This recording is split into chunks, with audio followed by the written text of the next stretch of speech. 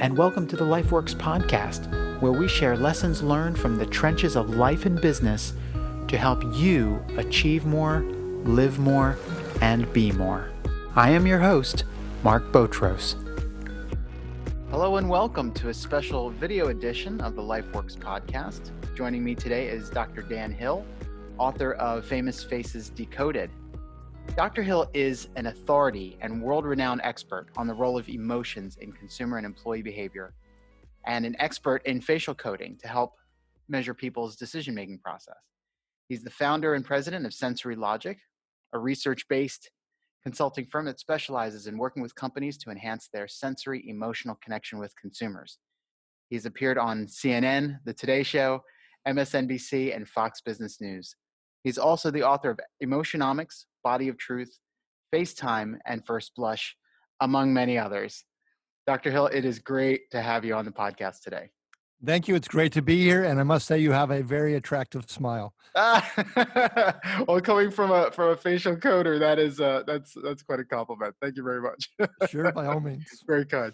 So I want to jump right in here, Dan. It's really interesting what you do, and it's actually been an area of great fascination for me. And this concept of facial coding, how would you describe your expertise to other people? So you're a facial coder. What is that?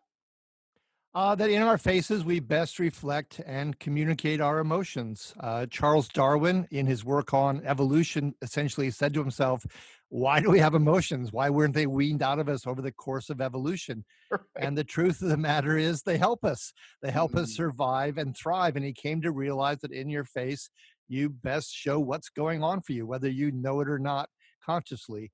And so it's been described as the richest 25 square inches of visual territory in the world, from our eyebrows and eyes down to our mouth. So it's just an incredible opportunity to understand the world around you. Wow. How did you get interested in the field? Well, I'm going to give you two different answers. I always loved in Monty Python at one point, Eric Idle was playing a British politician and says, I'm going to answer your questions in two ways, my regular voice and a high squeaky voice. I won't take the high squeaky voice route, but I will give you both a professional and a personal answer. Sure. So the professional answer would have to start in 1998, and I'm writing a book for the president of a consulting company, and he knows someone at IBM, and one day the guy sends over an article about the breakthroughs in brain science and how much we are intuitive, emotional decision makers. In fact, as I started tracking down the sources, the conservative estimation, at least 95% of our mental activity is not fully conscious.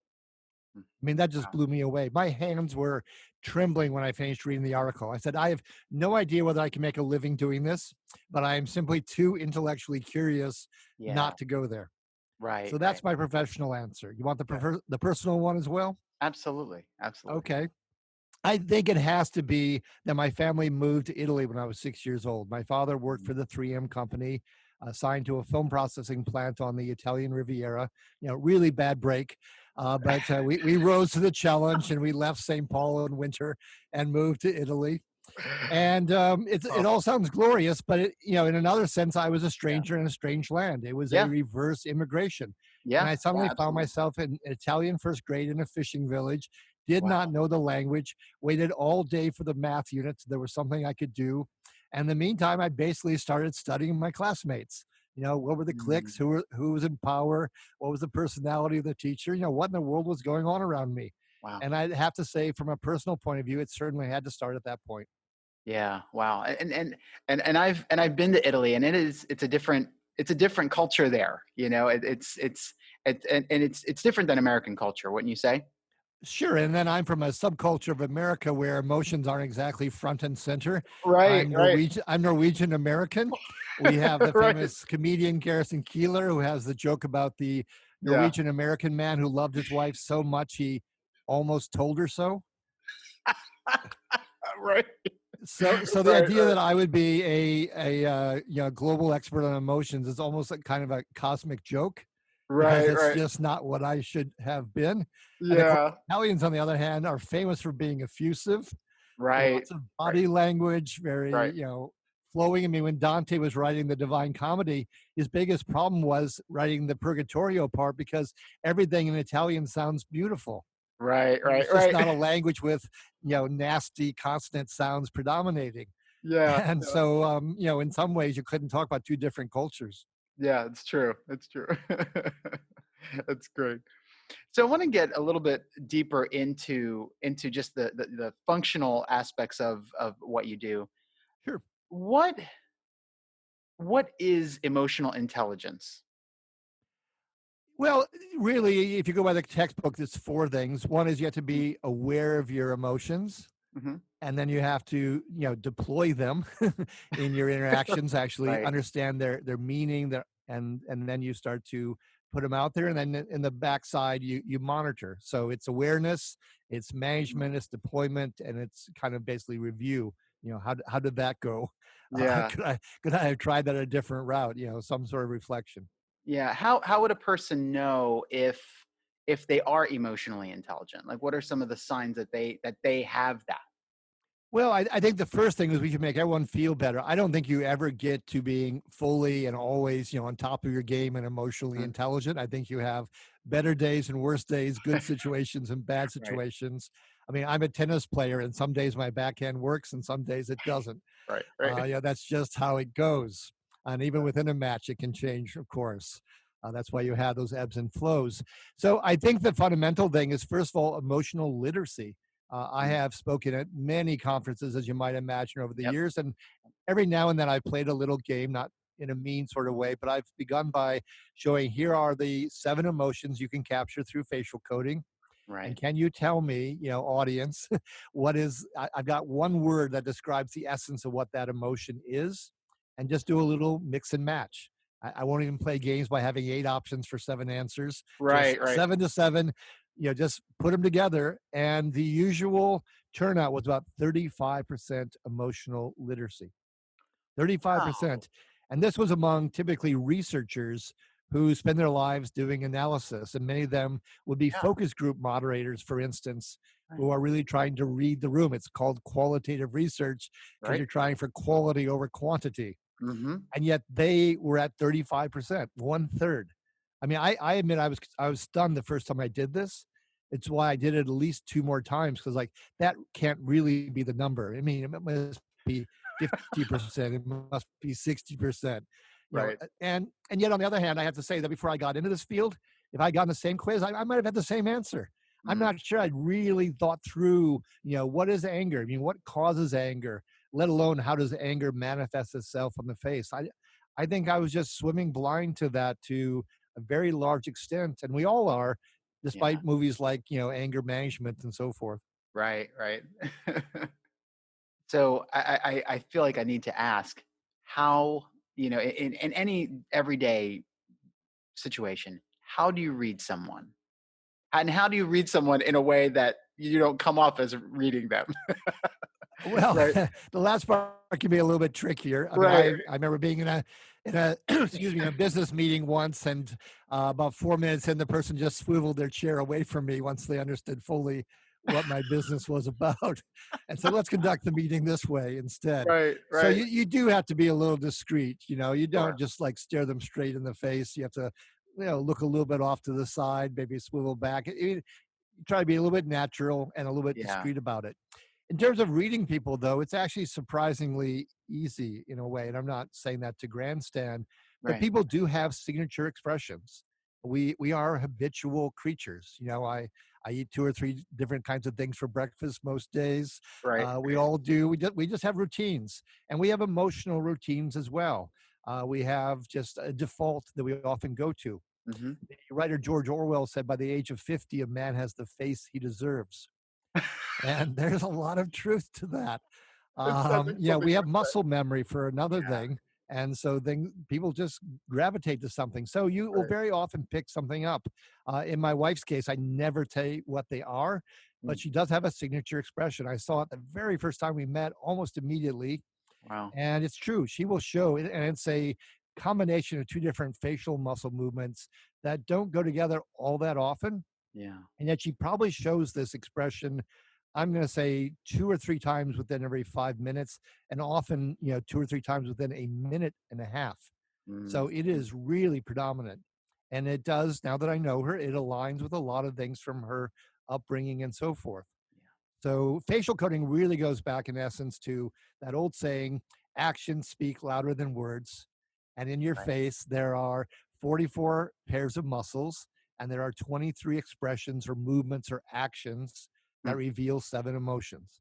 And that's the secret sauce. That's the core. That's what I offer up in Famous Faces Decoded.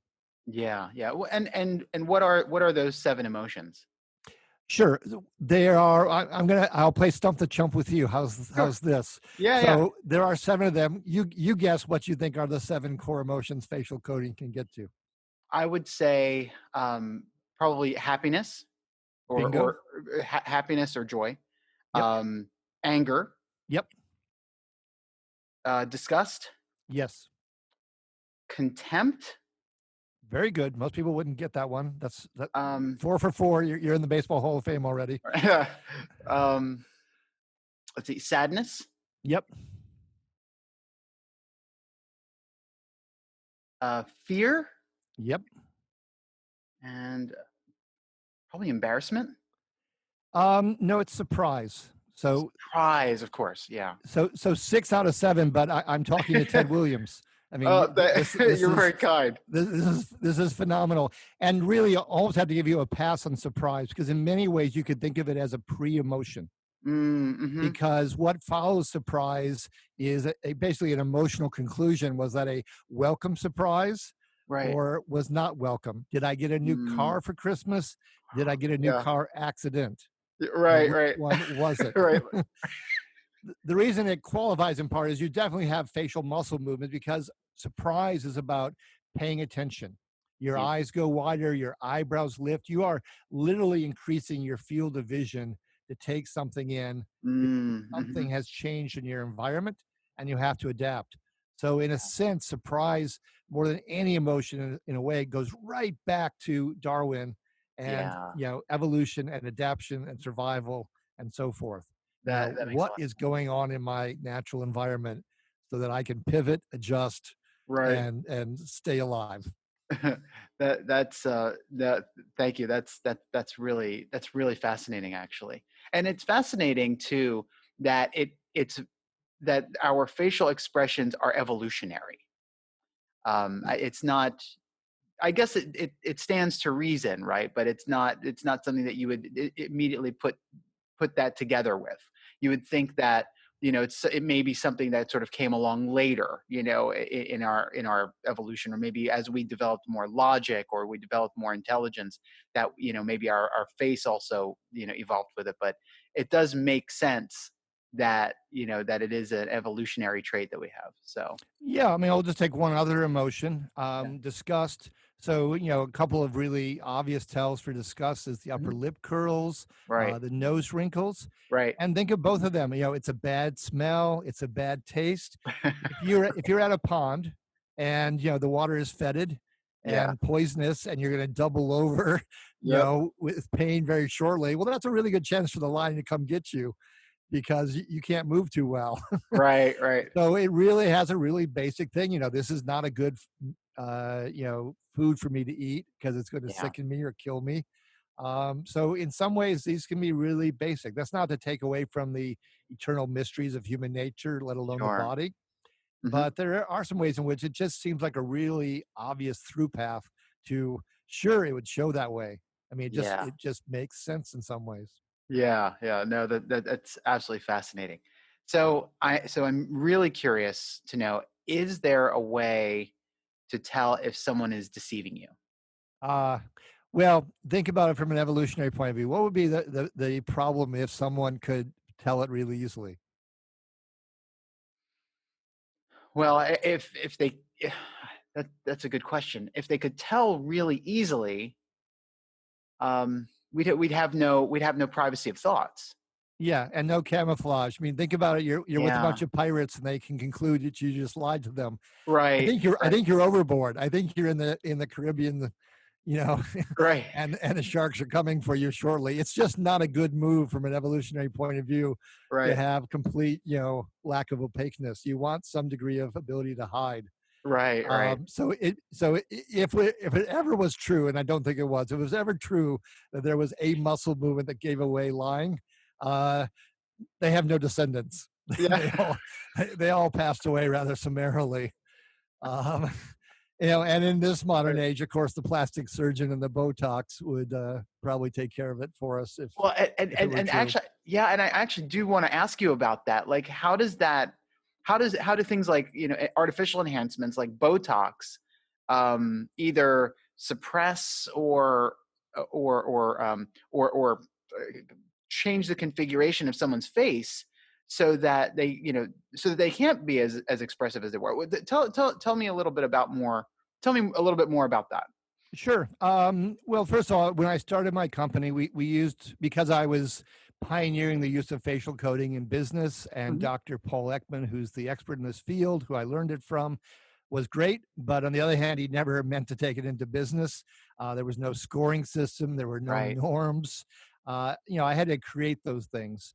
Yeah. And it took some time to work out what the protocols would be. So the far easier path was to include biofeedback as kind of a double tracking, because that was well established, had definite metrics from reading electro signals, not to make it too complicated. Yeah. Yeah. And you're really looking at two muscles: the smile muscle, the zygomatic muscle, and the corrugator muscle, which is the kind of sometimes called the frown muscle over the eyes. When they knit Right. together and lower, for instance, you can be confused, for instance, but it can also show fear and sadness. Hmm. And so with biofeedback, you just put two sensors on the face, because God knows that's invasive enough already, because you got to put some, gel on them Right. for the reading, and then you have to affix them, and you have to hope they don't fall off people's faces, and so on and Right. so forth. Well, lo and behold, when we were in places like Westchester County, which was famous for Botox, or Hmm. we were in Houston area, maybe certain parts of Southern California, depending on who you're recruiting, who Sure. was the Sure. the subject matter for the test, we had to screen for Botox, because if we were using biofeedback when we were in the first 4 years of the company, that took away half our data, because one of the most common places to apply it is that frown muscle, the corrugator region. Mm-hmm. And so it really destroyed our data, because all that would leave left is the zygomatic data. So everyone would be over the moon, supposedly, about the latest print ad, TV spot, product offering, and so forth, which wouldn't be quite accurate. Yeah. So it had real implications. Hmm. The plastic surgery is even more devastating. In my book, Famous Faces Decoded, I have Michael Jackson. Hmm. Well, I have Michael Jackson before Michael Jackson became Michael Jackson in some ways, Yeah. because the more the plastic surgery got enacted, the less I was going to be able to read Michael Jackson as a human being with natural facial muscle movement, Yeah. because all the plastic surgery ultimately, there were just so many rounds of it, it just intervened too much for him to be, au natural anymore. Hmm. I want to dig a little bit deeper into Famous Faces Decoded. What was the impetus behind it, and what was the central message that you were trying to get out, and what were some of the interesting examples that you found in your research as you developed it? Well, I would say that the impetus was, at that point, I was nearing 20 years of market research, and to me, that phase of my career was kind of moving past that. I wanted to move more into EQ and more into biography and other sorts of things. So there was certainly that. But I also decided it was a point where I was willing to share, the secret sauce that I learned from Dr. Ekman. So Yeah. to me, the book really operated on three levels. Mm. Those who wanted to just take it as a chance to read about celebrities and learn some things that they didn't already know Right. about them, and kind of the Right. storyline of who they were, that was fine with me, because as a boy, the first books I loved were biographies. I just was fascinated by human nature, all its complexities, its intrigue.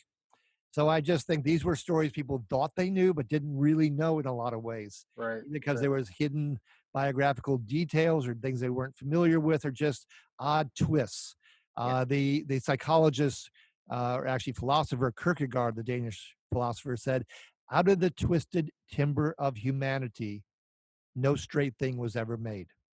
Huh. And it's true. We have these knots in the wood, warps in the wood, and everyone, including celebrities, are going to have that. So that's one level which the book functions.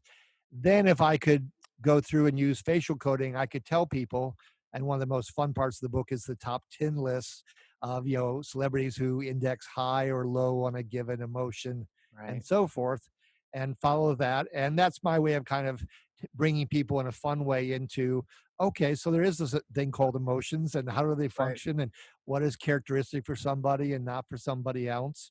And Hmm. then at the deepest level, yeah, I took them through the secret sauce of facial coding. Wow. So it's really a 3-level book, and certainly meant to be fun, but it really, yeah, my goal was to deliver the goods for people and allow everybody, if they wanted to up their game to the extent they were prepared to do that. Yeah. Yeah. If it was just the EQ, fine. If they wanted to put the EQ and the facial coding together, that's the most powerful 1-2 punch. Yeah.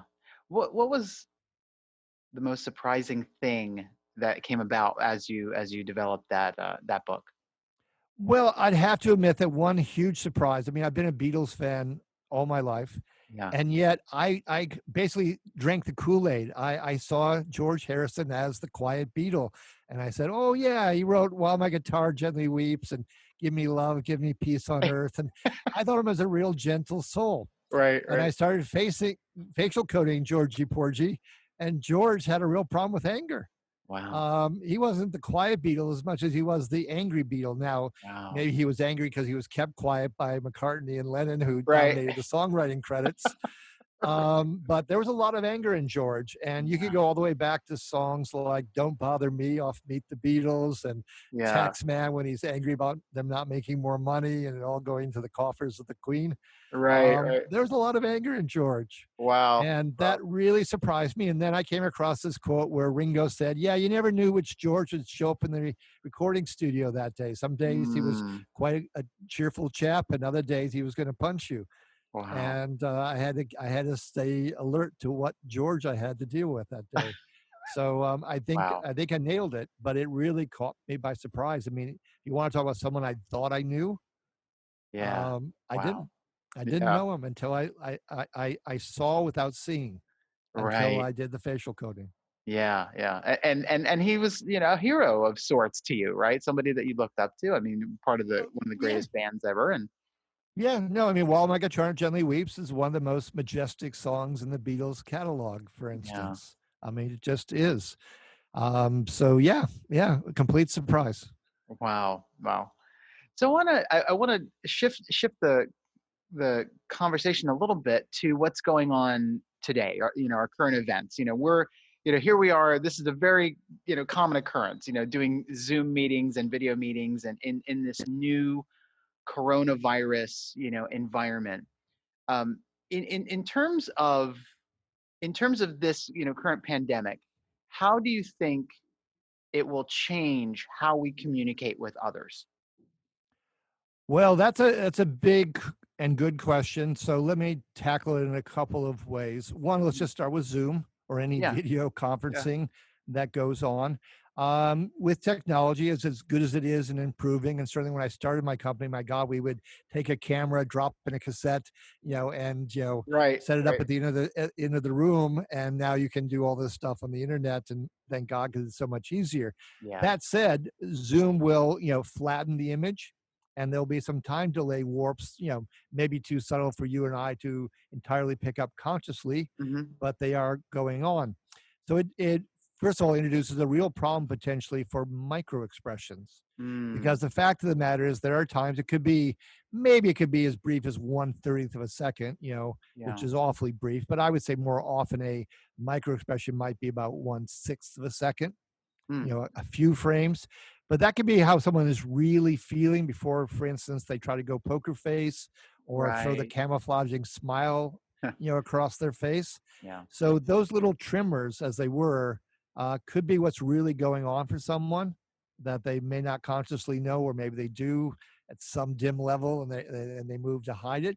But those are really important, barometers of what's going on in the situation. And Zoom could very likely rob us of some of that in mm, the flattening. And then I just think we can get a little bit alienated even from our own feelings because the time delays, as slight as they are, can, I think in some way play a little bit of havoc with our mm, psyche.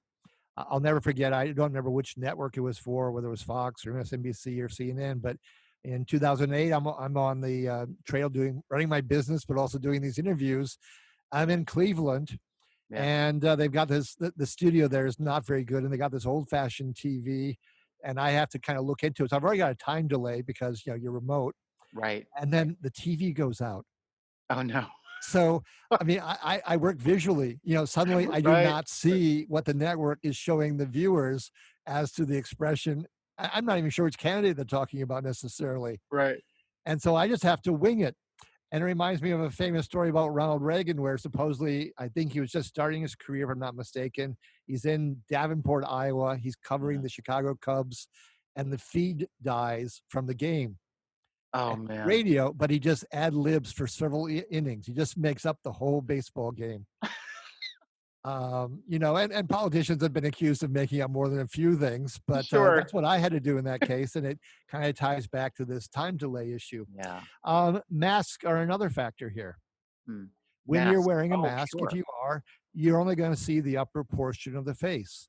Well, Right. that's about one third of all of these facial muscles, of these 23 that I'm talking about. Mhm. And what you can see more readily around the eyes, it tilts more toward fear and surprise. Mhm. Now, when you introduce the dominant emotions, or just the 7 emotions through facial coding, where you did such a great job, and I'm talking to Ted Williams, well, you started out with happiness and anger. Bravo twice over, because those are the 2 most dominant emotions. Mm. But those are not the 2 most dominant emotions around our eyes. Mm. So there's a disconnect on that basis. Then we have to take it a little bit broader sociologically, because who's still forced to go to work and not on Zoom? Right. They tend to be minorities. 40% of women who have a career where they make less than 25,000 in their career have been laid off. 40% of them Yeah. in the last 2 months. Right. So you've got some huge disparities going on racially, economically, and by Mhm. gender as who's been affected. So they're not on Zoom. Yeah. They're either lost their job, or they're forced to be quote unquote essential workers, Yeah. which is our way of thanking them now, finally. But I would argue they Right. were always essential workers. We've Mhm. only kind of recognized they're essential now. Well, my God, they're in a very stressful situation. They're still trying to put Right. dinner on their table, while helping us get dinner on our table. For instance, just Right. to take grocery store people, but it could be nurses and so on and so forth. So they're in a fraught situation, Yeah. and then we kind of lollygag and come in, not Right. really to the hospital, mind you, but the grocery store, for instance. Mhm. Mhm. And that's going to suddenly remind me of just a searing photograph I remember seeing. Is the Vietnam War, and 2 lines are passing each other. And one is all the guys going off to college, and the other one's all the guys headed to Vietnam. Mm. And they were just 2 different Wow. pictures, those 2 lines passing each other. And one was very white and, more upscale, and the other Yeah. one was more minority and farm boys, Yeah. and, just a different graphic. So we're gonna have a workplace that, is, some fault lines have been exposed within our Mhm. culture. People have not spent time around each other. They're gonna be nervous. I mean, what happens if they have one colleague in the office who wears a mask and others don't? Right. I mean, so the level of resentment, Mm. which is a trigger for anger, and anger is already pretty prevalent emotion. I Right. mean, very Right. prevalent emotion. Uh, the odds that anger is going to go up as a proportion seems pretty obvious to me. Fear is already up. So you've Absolutely. really taken the usual mix and you've kind of turned it around, because happiness and anger are both kind of around, about 35% of our emoting typically as human Mm. beings. That's what my research would show over the years. Wow. So you take Good. 100%, quite obviously, and you take those 2 heavyweights as 35% each. Yeah. That leaves all the other 5 emotions as normally just the crumbs on the table. But now you've taken happiness away, Yeah. and that leaves room for anger to grow. Fear's grabbed, so to speak, more emotional market share. Mm. We've Mhm. got a very different dynamic. Sadness could be up. Sadness can be a sign of isolation, of Yeah. loneliness, of sense of hopelessness. If I were to go out and do a lot of coding now, I think and you can also get access to people's homes. Right. I think there's really good odds that's up. Yeah. So it's just not the same ball game. So it's a great question. I gave you a really complicated answer, but Yeah. it's a No, it's good. complicated situation. Yeah. What do you, in light of all that, how do we need to adjust to be more sensitive to others? Given all of that complexity. Well, I would probably go back to surprise because surprise par excellence is us paying attention. So Mm, if you walk into new territory, I mean, here's a kind of a fun little analogy.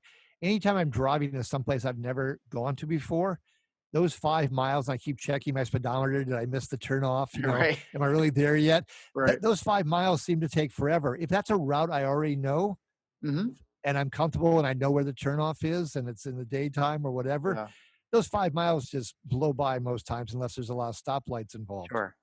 So entering new territory just, puts us on edge, which Yeah. paradoxically can actually make us both more alert, sensitive to our surroundings, and also can freeze us a bit Hmm. so that we don't take in information quite as well on another level. Yeah. And so we're all going to be in new territory. And so that behooves us to pay attention better and to also be more empathetic and to, in some manner, still be true to ourselves in terms of anxiety, but try to overcome it in some ways, try to honor it in other people. Hmm. What doesn't work to my mind, and I guess I'll have to reveal my politics a bit, is, to come with a gun and say, Hmm. I don't wear a mask, but I carry a gun. So I'm now a weapon twice over because I could be carrying the virus. And I've got not just a handgun, which maybe you could justify, maybe not a gun because I'm going hunter because I'm a deer hunter. Right. I could potentially see both of those. You Mm. tell me you've got a semi-automatic weapon that you're going to carry to the state capitol. I'm sorry, but I don't follow along at that point. That Yeah. doesn't seem like the Second Amendment as George Washington meant it. Right. Right. Yeah. Um, as we as we engage in more virtual types of communication, because I could see this being a trend. How do we make the most of this type of communication? Being virtual, being in our homes, things like that. What as a professional um, facial coder, as a professional in terms of emotions, what would you recommend in terms of making the most of these kinds of interactions? Well, I actually think one of the things that happens when you slow down, and we've been forced to slow down in Mm, lockdown mode. mhm. Sure, I think human nature is such that you want to entertain yourself, so it's natural to run to your Netflix account and see what you've never had a chance to see. I remember someone once saying, "Well, Right, almost as soon as we had farmers who started figuring out how they could make wine." I mean, I right, think right, there is an escapist element to human nature. right. But at the same time, I would also say it's an opportunity for reflection. When things slow down, I mean, sadness slows us down. Sadness, in some ways, operates as I call it the rear view mirror emotion in Famous Faces Mm, Decoded, mhm. because you physically and mentally, in many ways, slow down, almost as if nature, to my mind, is saying, "You just made a mistake. You just got in trouble. Slow down. Don't make the same mistake quite so quickly."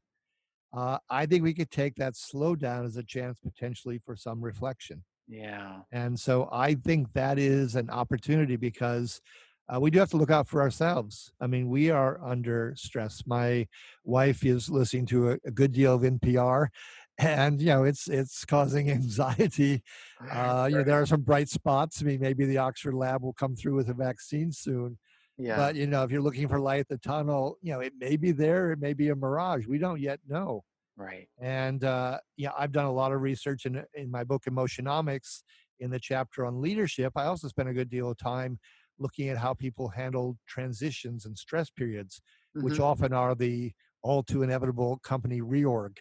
I mean, Right. it's amazing how companies reorg. I sometimes think it's that the leaders are playing the Greek gods and they get bored and they decide to, mix it up just because they Mhm. feel like it. I suspect the real reason is because they, in this era of litigation, they decide it's easier just to move a lot of deck chairs on the Right. Titanic rather than a few of them. But it sends the poor employees into a tailspin. Right. They got mortgages, car payments. This may be the job they wanted to retire in. No Yeah. one knows what's going to happen, and the research shows, over and above my own, shows that what happens to us is we can handle the stress for a bit. We can rise to the occasion, and when it's too prolonged and with too much uncertainty, it just burns us out. Yeah. eventually. And I remember I went through for this and I interviewed people for some charts in that part of the book. I interviewed employees who had gone through reorgs. Yeah. Yeah. And, this is another case, just like the virus. And right now, where happiness just, dissipated. The Yeah. levels of happiness in my charts, which are normally in the 30, 35, 40% range, maybe even higher, depending on the work, they were, 7%, 10%, 12%. I mean, they were emaciated. They were one third of them their own. I Hmm. just saw on NBC Nightly News yesterday there was a nurse who had then gone to a party in Miami just before the virus really hit big. He Yeah. thought he'd be immune, even though he's a nurse. He somehow thought this because we like to fool ourselves as human beings. Right. And he had a before and after picture, and he lost over 50 pounds. He went from this pretty muscle bound Hulk to this skeleton frame. And Wow. that's what the fight to stay alive and survive COVID-19 in the hospital came down to for him. So Wow. happiness atrophies. And so I think we do have to try to take care of ourselves. Hmm. And we have to recognize that this is going to induce a lot of stress. And so, to the extent we do it safely, connecting with people, feeling like we Yeah. belong, finding meaning in our lives. I mean, security to the extent we can do that, maybe the Sure. routines we set up to safeguard ourselves. I mean, those are some of the absolute fundamentals of being happy. It's ultimately Yeah. not more Netflix and another bowl of cereal. It's more likely to be something a bit more Right. profound. Yeah. Yeah. And I think you're really touching on something really, really big there, actually, is the need. One of a couple of things that I heard as you were talking was, one, the need to connect with people, Yeah, um, and also just, establishing, safeguard, types of habits. I would even add just, or even to double down on what you've said, just to really take time and count your blessings, right? And and it's really it's a really profound situation that we have found ourselves in. Um, the I think the question I have for you is, how can a person make themselves feel good? it's a good question, and you maybe actually gave me the answer in what you just said a moment ago because Mm, it's gratitude. I yeah. mean, I think this is a moment where maybe I can't get happiness back up to 35%, Right. Right. but 25% would look awfully good under the circumstances with record unemployment and a Yeah. virus with no vaccine. So where do you find the meeting? Maybe it's a chance to call an old friend from high school, from Yeah. college days, from a sports team that's defunct or you don't Right. play in that league anymore. Maybe it's reconnecting with your parents Yeah. more often or in a different way than you have before. It could be a sibling. Hmm. So I think a lot of this goes, we are social beings. Emotions are really contagious. Yeah. The emotional part of the brain, probably pretty much in evolutionary terms, grew larger and came into its real existence because we were at a point in evolution where we were going from being nomads to being in villages, being more agrarian. Hmm. And so we had to have a bigger brain and a more emotionally oriented brain because it was no longer fighting the tiger. It Right. was in some ways fighting and cooperating with our fellow human beings in that village setting. So Yeah. we needed the additional brain power and emotional sensitivity to read the situations we were in.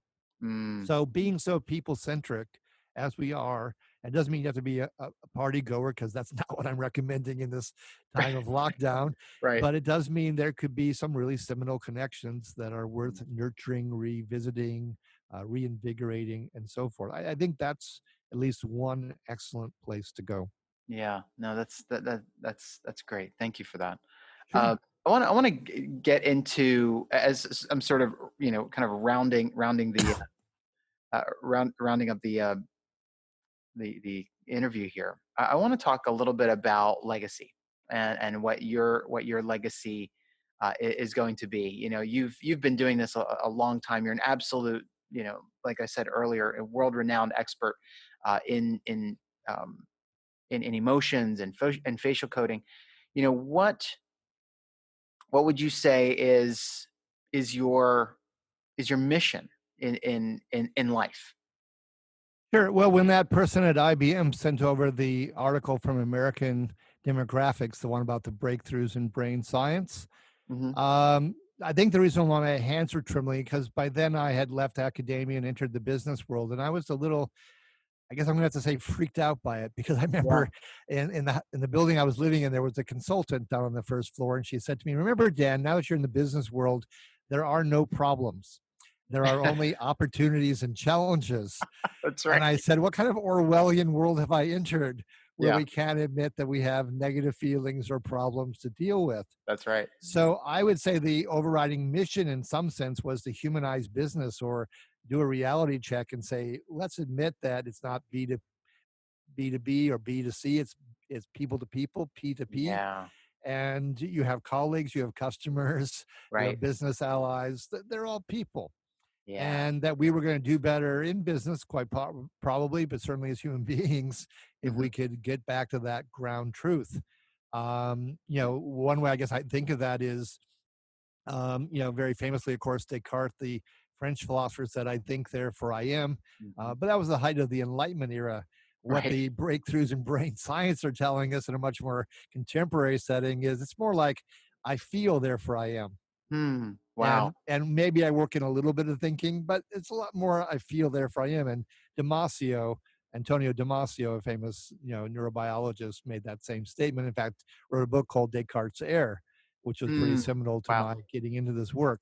So I would say it was certainly that trying to humanize business. Right.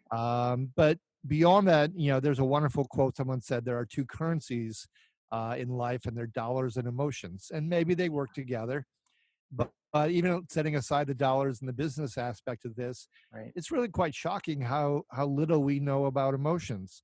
I mean, Mm. if someone, if we're selling something to somebody and it costs $10 and they hand us a $5 bill, we object rather readily. We Right. we can tell that that's bad commerce. Right. Emotionally, it's amazing. We get handed counterfeit currency all the time, and we don't do a very good job of recognizing it or dealing with it. Right. So for something that's so fundamental in life, we're really kind of out to lunch. Yeah. So I would say that's the first two parts of your answer. And if they manage to get as far as picking up on facial expressions, that's kind of, the cherry on the sundae. But it could be wonderful. And it's a really good tool for know what's going on. I mean, we are so much more Watson than Sherlock Holmes. Yeah. Yeah. We just are. And of course, Sherlock Holmes has that wonderful put down of Watson where he says, "You have an instinctive grasp of the obvious." I'm not even sure we have an instinctive grasp of the obvious every day. Yeah. Uh, we move rather dimly through our lives, and myself included. And that it is what it is. I mean, how often do you look back at a relationship or your friends do for you and say, "What did you see in dating so and so?" Right. You go, Right. "Oh well," and Yeah. Yeah. we try to fashion an answer. Right. Right. Um, as you're as you're heading into this next stage in life, what legacy do you want to leave behind? That'd be a quite different answer in some ways, and there's Mm. two different components to that because, as my wife correctly accuses me, I love to make everything endlessly complicated. I never like the simple answer. Sure. I guess that's where my academic training and background comes from. I grew up in a college town. Yeah. So there's two aspects to it. One is, well, even three. So one is I want to create these one day EQ oriented workshops. Hmm. For me, that's a humanistic way to pay off on the learnings from sensory logic. I've got Yeah. 20 years of a really unique data set, Yeah. and Indeed. I think I can use that so that anyone who's in the customer experience, who's in Hmm. marketing, who's in Hmm. leadership, sales, there's so many applications. And I think I can actually make them more successful in their career. And if they come because of the personal development side of it, I can help there too. So Hmm. I like the interactions, and I think I can use the stuff I've done work in to bring some value because I've also looked at couples. I've done things for like the Science Museum in Minnesota on Valentine's Day, where Yeah. I gave couples questions about who they were and their value system and how it could affect their marriage. So there's so many applications. So I think that's one answer. Hmm. But I also want to launch these Americana tours. I'm going to call them Faces and Places tours. Yeah. I'll just give you one flavor. So I want to do one that's going to be from Memphis to Nashville or vice versa or a round trip. because that gives you everything from the blues and Elvis Presley and Johnny Cash to the variety of things you got up in Nashville with the That's right. Grand Ole Opry. So music's really emotional. Yeah. You know, we Yeah. we dance to the music, not to the words, Right. and it has a profound effect on us.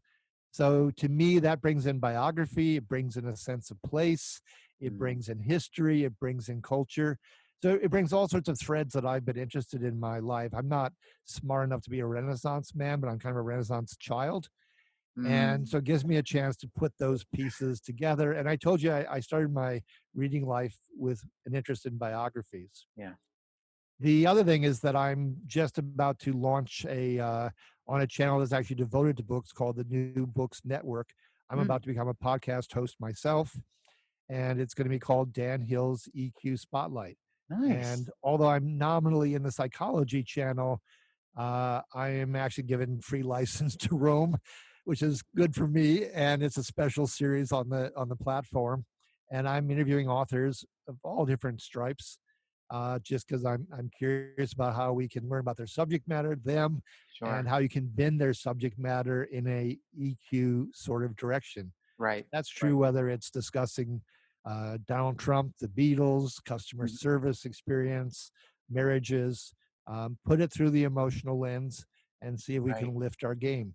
So I want to have fun with it, but I want to have an educational component. So there's my three-headed answer for you. Yeah. No, it sounds amazing. It looks like you have you. It looks like you have a lot left to give. Actually, like Yeah, there's a little more gas in the tank. Yeah. yeah. What one piece of advice would you offer in light of your experience? What one piece of advice would you offer to everyone? Whoa, tough question. I'm going Mm. to go to my man Oscar Wilde, who Mhm. said, "Be yourself. Everyone else is taken." I think a lot starts with authenticity. Yeah. You know, in facial coding terms, if the expression comes on too quick, lingers too long, goes away too rapidly, if it's asymmetrical because it's pulled onto the face in a self conscious fashion, if we try to go poker face, these are all ways in which we are, trying to throw off the signals to Yeah. other people. We're trying to hide. I went on a non-hunting safari to Botswana some years ago, and Mhm. I really felt for the animals. It's a stressful life. You know, they can be eaten day or night. Right. There's no place to hide, and every animal has a built-in camouflage. So I forgive human beings and myself for Yeah. not always wanting to be, in the spotlight. Irony of Irony is given the title of my podcast series. Right. But Right. I think you burn out from lack of comfort. You can't Mm, handle the stress endlessly, and so if you're not comfortable with who you are yourself, there is this ongoing corrosive stress that's in your psyche and body, yeah. whether you acknowledge it or not. It might be some fear you haven't addressed. People smarter than me have said maybe the best question to ask yourself or anyone else is, "What's the one thing you're most afraid of?" Mm, Or what's the one thing you're most ashamed of that you've done in your life? Because that, embarrassment typically is in front of others. yeah. But ashamed or shame is more inside you, it's more internal. Right. And ultimately, the person you have to be with 24 hours a day is yourself. Right. Right. And so I think you have to get back into that kind of territory. What are you ashamed of? What are you afraid of? Mm, That's going to be rich territory because there'll be something there. yeah. Yeah. Biggest regret. There's going to be something there in every single instance, and you may not be able to resolve it. We don't get to live a perfect life. I mean, Right. maybe you have, Mark, but I haven't quite managed it. Not at all. Um, and so that's rich territory, and that's Yeah. homework worth doing. Mhm. And you maybe can't do it every hour of every day because it Right. can be painful work. Right. But even a little bit of it, even one spadeful out in Yeah. the garden of that work Right. might be a bumper crop someday down the road. Yeah. Was that an evolution for you personally? Like where in terms of authenticity? Because as you and I talk, I would consider you a very authentic person and someone who's very comfortable with themselves. Was that something that that you always had, or was that something that you had to work into over the years? Well, in one sense, I would say I've always been very much a truth teller. When I was in Mhm. high school and read about the so-called muckrakers, the Right, journalists of the early 20th century that Theodore right, Roosevelt lionized. My heart goes out for people like that who challenge the status quo, right. who say there's something bad here. But it's Mhm. sure a lot easier to find it in others than in yourself. Right, right. So I would say yes, there was a step change at one point. I mean, certainly going to Italy as a boy was one. Yeah. But I did go through a divorce where my wife at the time fell in love with a colleague at work, Mm. and I kind of saw it coming. And I wasn't entirely happy in the marriage myself, but I wouldn't have been leaving it. But Yeah. this happened, and over dinner, finally one day she said, "I'm leaving you, and I'm leaving you for another guy." And she said his name, but I already knew who it was because we had gone on vacation with that couple. Yeah.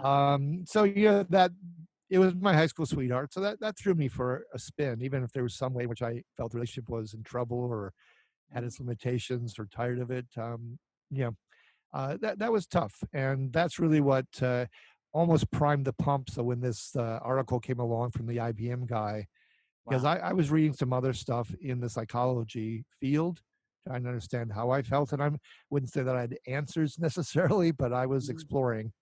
So I was in a open, inquisitive mood, Yeah. and so when that came down the pike, it was like, yeah, it doesn't solve everything, but it solves the question of what I'm going to try for a career. But again, I had no idea whether I would succeed. My first client proved to be Target for the question Wow. of whether or not they would sell the department stores that were the origins of the company. Mhm. But it took me 9 months to land my first client because I was a pioneer.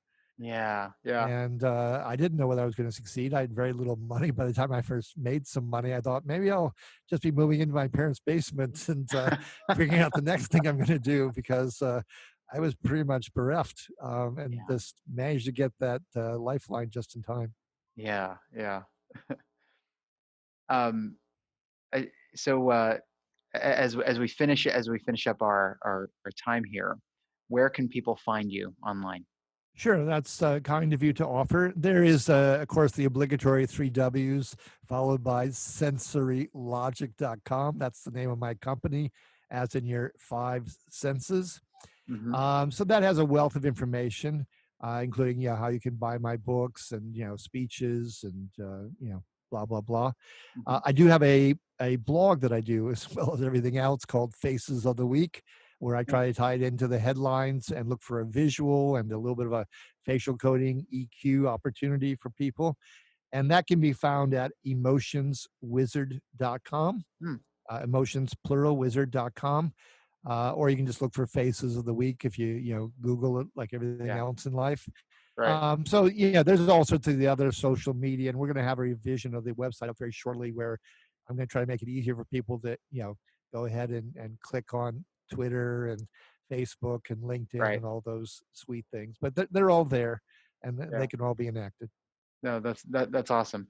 I have to tell you, this has been an absolutely fascinating conversation, and I look forward to future conversations with you. But I also look forward to following you and seeing more of your work as it develops and progresses. Well, So that's very kind of you. You yeah, have a what I call a champagne smile sometimes because it's not just the cheeks coming up. You get that twinkle in the eye because the muscle around the eye tightens, oh, and that's called a true smile or joy. oh, thank So it's been a pleasure to talk with you. likewise, Dan. Thank you so much. Thank Of you. course. All right, Thank you. you take care now.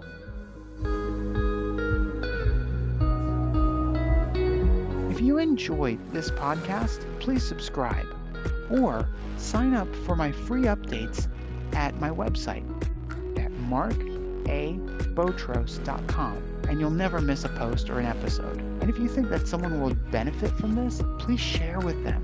Please comment on it in social media and or connect with me personally. I would love to hear from you.